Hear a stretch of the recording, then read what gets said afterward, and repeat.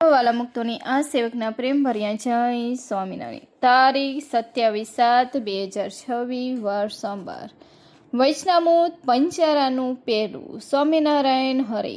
સંવત 1877 ફાગણ સુદ ચોથને દિવસ શ્રીજી મહારાજ ગામસી પંચારા મધ્યે જીનાભાઈના દરબારમાં ઓટા ઉપર ઢોલિયો ધરાવીને બિરાજમાન છે અને મસ્તક ઉપર ધોરો ફેટો બાંધ્યો છે તથા ધોરો અંગરખો પહેર્યો છે તથા ધોરો ખેસ પહેર્યો છે અને ધોરી પસેડી ઓઢી છે અને માથાના ફેટાનો પેચ જમણી કોરે છૂટો હતો અને પોતાના મુખારવિંદની આગળ પરમહંસ તથા દેશ દેશના હરિભક્તની સભા ભરાઈને બેઠી છે.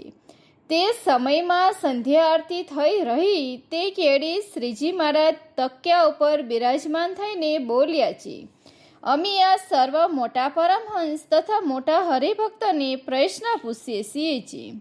ભગવાનમાં હેત હોય તથા ધર્મમાં નિષ્ઠા હોય તો પણ જો વિચારને ન પામ્યો હોય તો અતિ સારા જે શબ્દ સ્પર્શ રૂપ રસ ને ગંધ એ પંચ વિષય તે અતિશય ભૂંડા છે.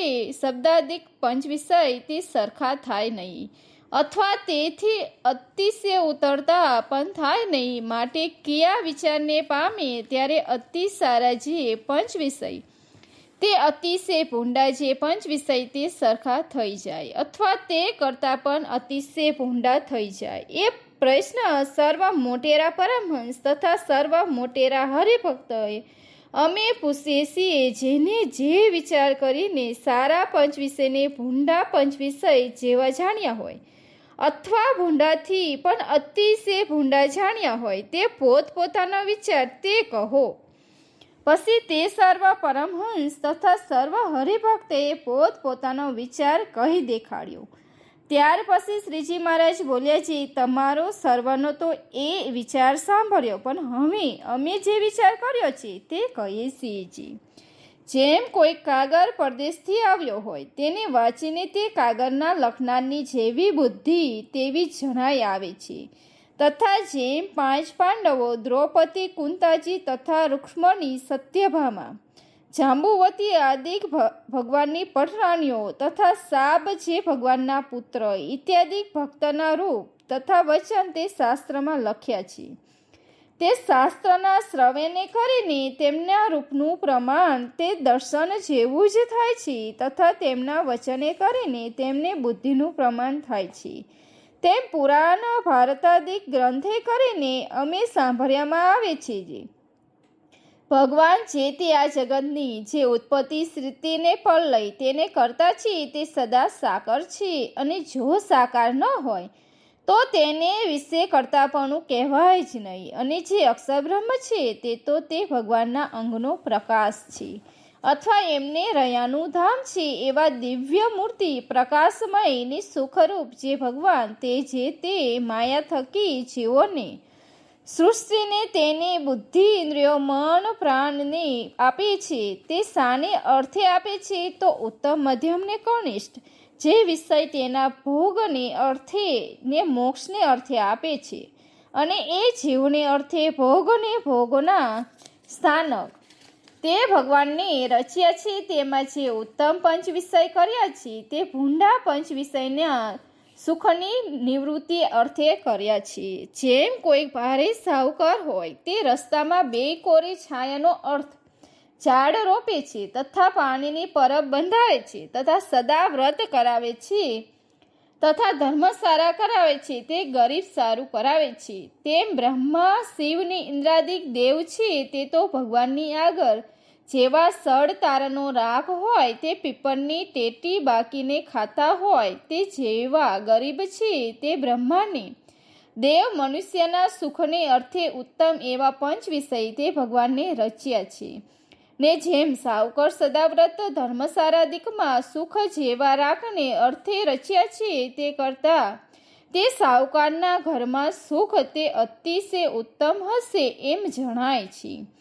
તેમ એ ભગવાનને બ્રહ્માદિકને અર્થે એવા સુખ રચ્યા છે તો પણ પોતાના ધામમાં તો એ કરતાં અતિ ઉત્તમ સુખ હશે એમ બુદ્ધિવાળા હોય તેને જાણ્યામાં આવે છે. માટે ભગવાનના ધામના સુખનું અતિશયપણું બુદ્ધિમાન જાણવામાં આવે છે, તેને કરીને સારા વિષય તે ભૂંડા થઈ જાય છે. અને સંસારમાં જે પશુ પક્ષી દેવતા ભૂત ઇત્યાદિ જ્યાં જ્યાં પંચ વિષય સંબંધી સુખ જણાય છે તે ધર્મ સહિત જે કિંચિત ભગવાનનો સંબંધ તેને કરીને છે. પણ પંડે ભગવાનમાં જેવું સુખ છે તેવું કોઈને વિશે નથી. જેમ આ મસાલ બરે છે તે મસાલને સમીપે જેવા પ્રકાશ છે તેવા થોડેક સેટે નથી, અને તેથી ઘણે સેટે તો મુર્ગો નથી.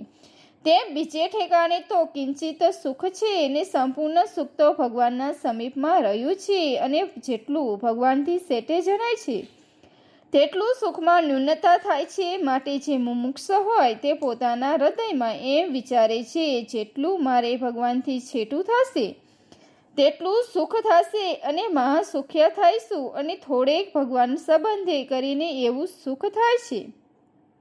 માટે મારે ભગવાનનો સંબંધ અતિશય રાખવો છે, અને હું અતિ સંબંધ રાખીશ તો મારે ઉત્કૃષ્ટ સુખની પ્રાપ્તિ થશે. એમ વિચારીને ભગવાનના સુખનો લોભ રાખીને જેમ ભગવાન સંબંધી અતિશય રહે તેમ ઉપાય કરે તેને બુદ્ધિવાન કહીને. અને પશુના સુખનું મનુષ્યમાં અધિક સુખ છે ને તે કરતાં રાજાનું સુખ અધિક છે, તેથી દેવતાનું સુખ અધિક છે, તેથી ઇન્દ્રનું અધિક છે, અને તેથી બૃહસ્પતિનું, તેથી બ્રહ્માનું, અને તેથી વૈકુંઠ લોકનું, અને તેથી ગોલોકના સુખ તે અધિક છે, અને તેથી ભગવાનના અક્ષરધામનું સુખ અતિ અધિક છે.